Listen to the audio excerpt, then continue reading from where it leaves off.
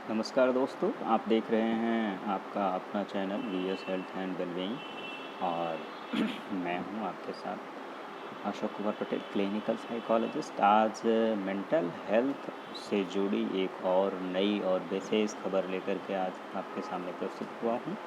वो खबर ये है कि दोस्तों, new education national education policy आ जाने के बाद बहुत सारे लोगों को ये आइडिया था, इस तरीके की बात पता चली कि MPhil in clinical psychology course बंद हो जाएगा, जिससे बहुत सारे साइकोलॉजी एस्पिरेंट्स ये जो वर्तमान सेशन चल रहा है में अप्लाई करने से कतरा रहे हैं, घबरा रहे हैं।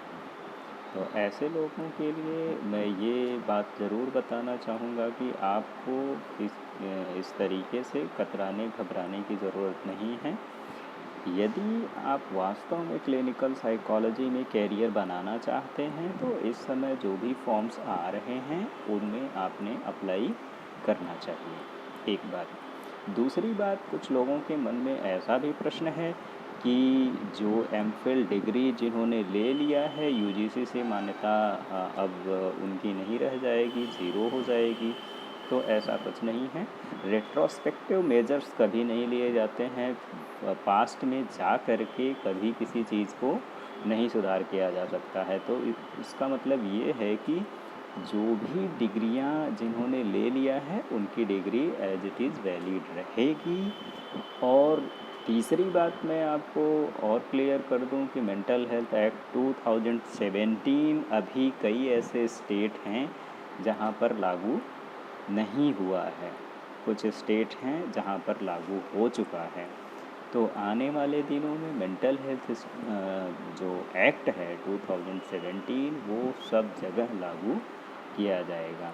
और मेंटल हेल्थ एक्ट 2017 और rehabilitation council government of India के रिकमेंडेशन के अकॉर्डिंग अगर कोई व्यक्ति as a clinical psychologist practice करना चाहता है, चाहे वो हॉस्पिटल हो, चाहे प्राइवेट सेटिंग हो, चाहे कोई एनजीओ वगैरह हो, उन सब जगह के लिए जो है आपको MPhil in clinical psychology from recognised institute as well as you have to have RCI licence right now. तो ये ज़रूरी है।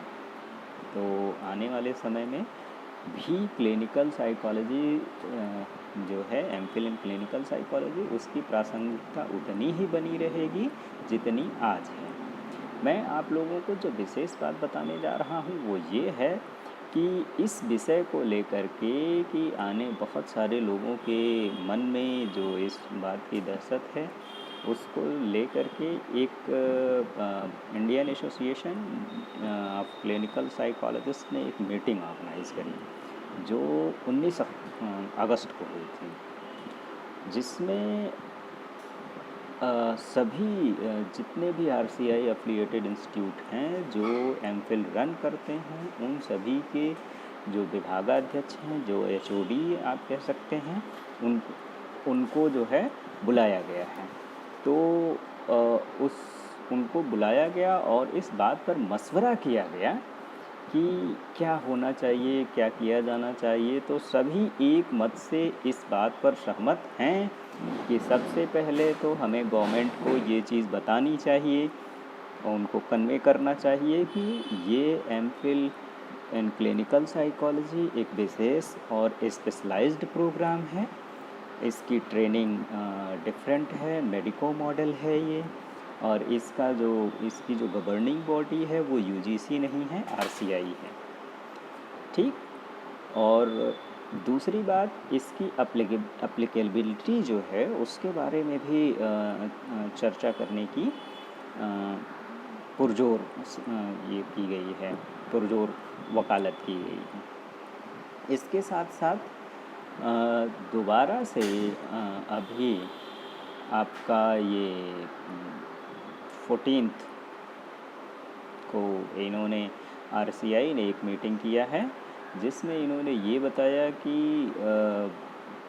एक बार हम जो वहाँ पर लोग हैं उन्होंने सजेस्ट किया कि एक बार हमें आरसीआई के थ्रू ही गवर्नमेंट को ये बात बतानी चाहिए कि जो एमफिल इन क्लिनिकल साइकोलॉजी का प्रोग्राम है वो विशेष प्रोग्राम है। इसका मतलब है कि now आईएसीपी Indian association of clinical psychologist and RCI जो है रिहेबिलिटेशन काउंसिल ऑफ इंडिया, दोनों ही इस बात पे सहमत हैं कि सबसे पहले हमें एमफिल क्लिनिकल साइकोलॉजी प्रोग्राम की उपयोगिता के बारे में गवर्नमेंट के पास अपना रिप्रेजेंटेशन भेजना है।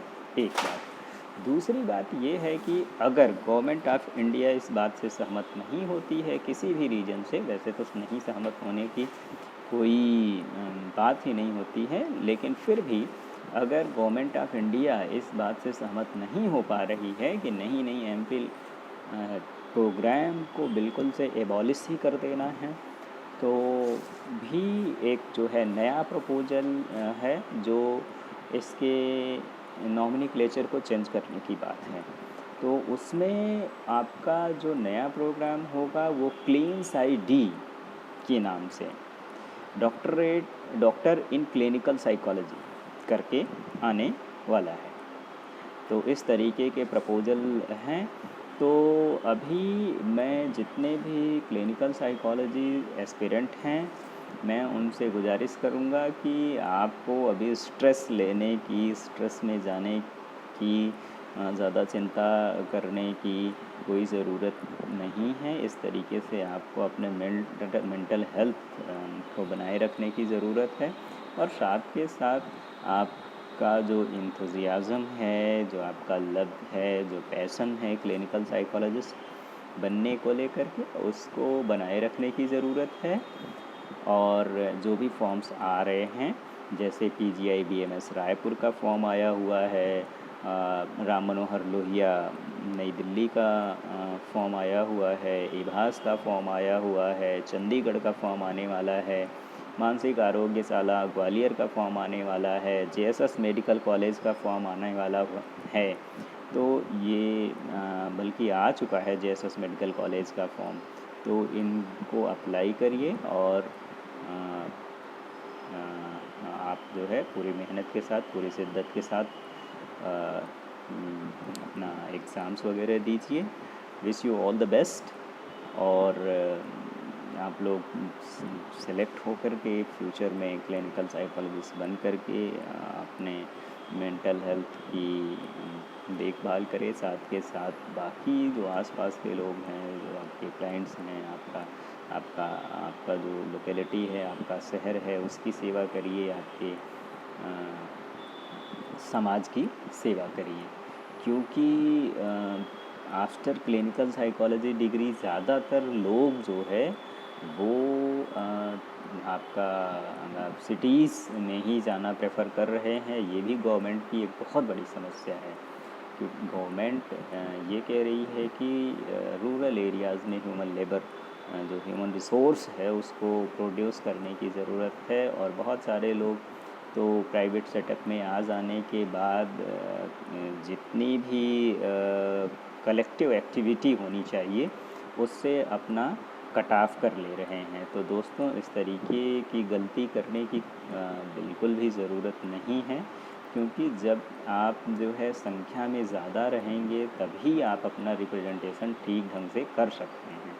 तो आप आईएसीपी के साथ आइए और मिल कर के अपनी बात गवर्नमेंट तक पहुंचाइए। साथ के साथ जिन्होंने अभी तक मेरे चैनल को सब्सक्राइब नहीं किया है, लाइक नहीं किया है या कमेंट नहीं किया है, वो अगर हमारी वीडियो आपको अच्छी लगती है तो आप ज़रूर इस वीडियो को लाइक करिए, सब्सक्राइब करिए और कमेंट करिए, ताकि हम इन फ्यूचर आपके लिए जो भी वीडियो लेकर के आएँ, उसमें जो भी जानकारी लेकर के आएँ वो सबसे पहले आपके पास तक पहुँचे। ठीक है? नई वीडियो के लिए आप इंतज़ार करिए, और जल्द ही लेकर के आएंगे आपके लिए नई वीडियो। लेकिन तब तक आप स्वस्थ रहिए, मस्त रहिए और खुश रहिए। Thank you.